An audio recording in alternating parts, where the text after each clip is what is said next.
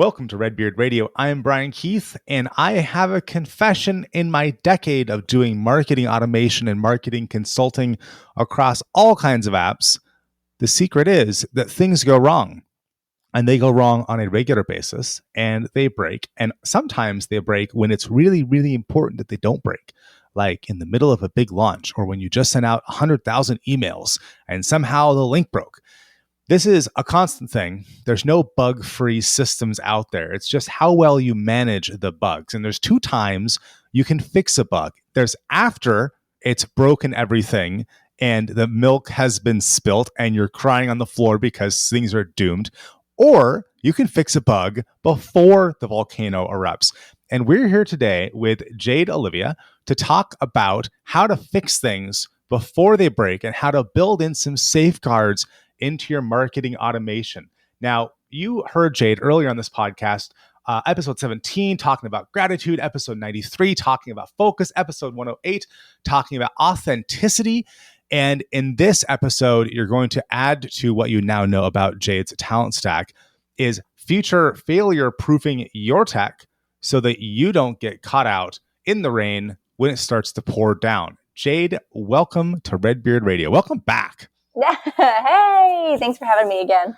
Now, why is it that you know a lot about things breaking? Oh, because everything breaks. That's pretty simple. It's pretty simple. It's true. It is true, but I look forward to talking about this really in two veins. Like you said, technology just breaks. Things stop working, right? But also, the bigger thing that I think people miss a lot is backups to your automation, because automation is based on if this, then do that scenarios, right? You know, someone clicks on this, someone buys that, then send them the thing. But people don't do what they're supposed to do. People don't do what they're told to do. People miss appointments, even though when, you know, for example, you use Calendly.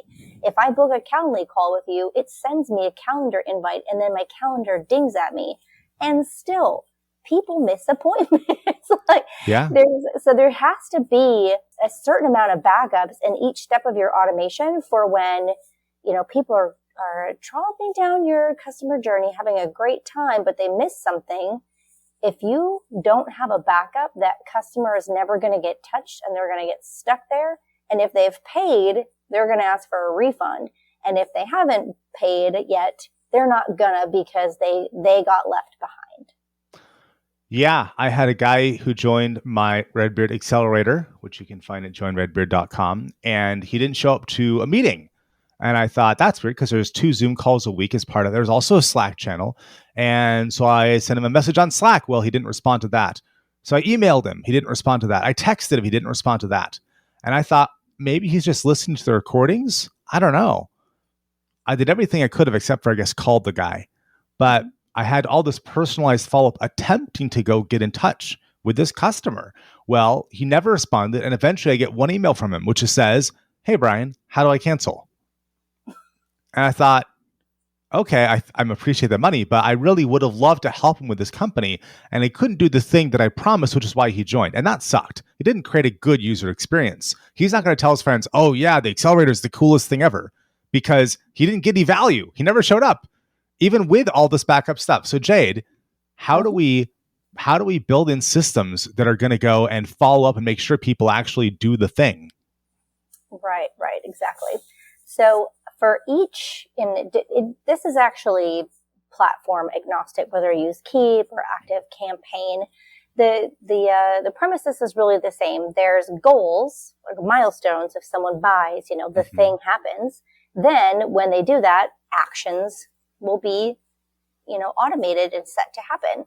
For example, when they buy, then they get an email with the link to join your paid Facebook group or your Slack channel, right? Yep. But, you know, there's a high likelihood that it does. I could have paid $1 million and still forget to click that link. Well, you're busy. That's why you paid. It's why you paid the $1 million. You're too busy for this crap, like joining a group or signing a contract or whatever else. That's why you hired someone to help you out. And unsigned contracts, those ones hurt. Oh, yeah, big time.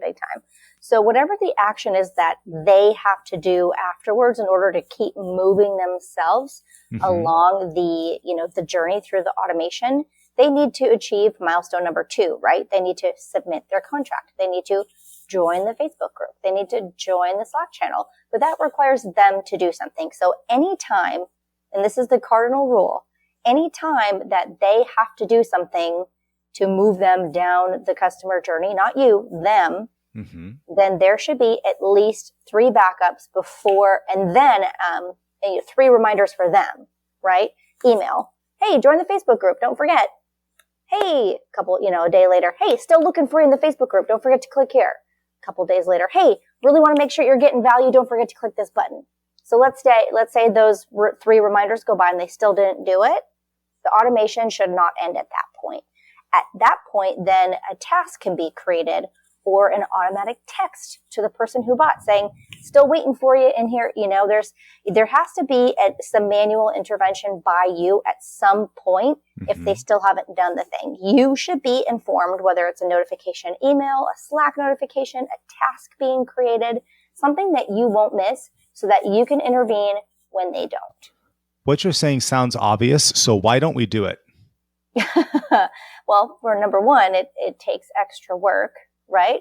And when you're building your customer journey or you're building your campaigns, you're building the things that you're excited about, right? So I'll drag in a purchase goal. They bought, yay, money, woo! And then they get an email saying, join it. And then my automation could end there, right? That's the fulfillment of my product. But believe it or not, so we use Greg Jenkins' Monkey Pod as an example quite often. There's a task in there to make sure that they did. And so at least once a week, I sit down, I make sure I double check the log of who joined and did they physically join the group yet, even though they were told to. A lot of times it happens that they don't. So you're saying that the promise of automation, of automating everything, only works if we have the humans at the front end to double check, did they do the thing? Like in the case of a Facebook group, there's no automated way really to go. I guess we could, I'm thinking now, well, we could scrape all the email notifications from new posts in the group, but other than some ridiculous Zapier integration, it's just easier to have a human look at who bought and then see, are they in the group? And if they aren't, to tag them or do something. If the Facebook group is the product and the ROI, then yeah, make sure that they're in. Double check the list. Make sure everyone's happy and loving it. Otherwise, plan A is automation works and everyone does what they're told, but that's just not, the world's not perfect. That's why, for those of you listening who are marketing, you've probably heard the term call to action, right? A CTA. Well, if you don't have a very clear, hey, you want this? Do this. You literally have to tell people what to do. You'd be so surprised how many sales pages, sales pitches, marketing funnels. I have, again, I talked about this before. I say yes to everything. I join everyone's funnel because I want to learn, right? You'd be surprised how many things I've been offered that I was very confused about. Where's the button? Okay, stop telling me about it. How do I buy? There's a lot of confusion. So be very, very clear about what their steps are. If the point is to join the Facebook group, don't send them a welcome email with 14 paragraphs and the join button on the bottom. Put it on the top with 3 sentences. And then maybe do, an automated sequence of welcoming them and onboarding them, or put them into your course platform where they can learn at their own pace on the other extra things. But if the most important thing is to join the Facebook group, then that button should be on the top. That's worth the money right here, folks, that you paid for this episode. What kind of results are you seeing, Jade, when you take your approach to how to add the right amount of human touch into all these backup processes? What kind of results are your clients seeing? The kind of results that we see are stark. It's like black and white because most people will, like I said, most people will build their automation with the fun parts. Bye. Great. Here's your email. Do the thing. And those that build in the backups and deal with the people that need manual intervention that slip through the cracks, everyone that they deal with is 90% more likely to stay a customer and not cancel. Whoa. I mean, consider it like cracks in the journey. If they fall down the crack, well, what if you don't know? You can't see them. Mm-hmm. How are you supposed to know? Yeah. Huge, huge improvement. How do I know if I have a problem with what you're talking about? Great question. Well, the numbers are going to tell you a lot. So a lot of these platforms we talked about, like Keep, for example, you can pull up not just your campaign and looking at it when you're editing, but you can pull up a reporting view and you can see how many people hit each goal in any time period. So you can look in the last 30 days, you could look in the last 90 days, how many people entered my funnel and how many people met milestone number 1 and how many people met milestone number 2. And when you start to see the drop off, this is where you can dig deeper. You can open each email sequence and see how many emails were actually opened, how many emails were actually clicked. And this is where over time, you're going to discover patterns. If someone never clicks this email, which has my call to action, then there's a very easy solution to that. Put your call to action earlier in the funnel. Don't make them wait to buy until they get your 3rd or 4th email. Put it in the first. And then, let them get a few more emails after if they still haven't bought. But essentially, one of my favorite cardinal rules of marketing is don't make them work hard. Yeah, that's probably a pretty good rule. People aren't going to read more than a few sentences. People aren't going to scroll down. People aren't going to sit or watch your video telling them what to do next. Everything needs to be TLDR. Too long, didn't read, tell me what to do. Yeah. Do you prefer to track all your conversion stuff on these milestones? Do you prefer to track them directly in Keep, or do you use another tool where you gather the data from Keep and maybe somewhere else, like did they log into a Facebook group and store it somewhere else to do your analysis about who is where and what actions do I need to take? Oh, I just got shivers. You reminded me another one of my favorite backups. So a lot of times, if you have like a course, if you use like LearnDash or Membarium on your WordPress site, for example, you can ping an automation saying that they logged in. You can fill in a date, you can tag them. So if you have someone who doesn't log in, but they paid for access, you can turn an automation that says that will start a ticker. And if they don't experience a login again for say 30 days, 60 days, 90 days, that's where you can start sending emails like, hey, I want to make sure you get your progress done. I'm here for you. How can we support you? And I, as a customer, are going to feel so loved if I paid money to do something and forgot to do it. I love that. And I'm sorry, I got so excited about that, I forgot your question.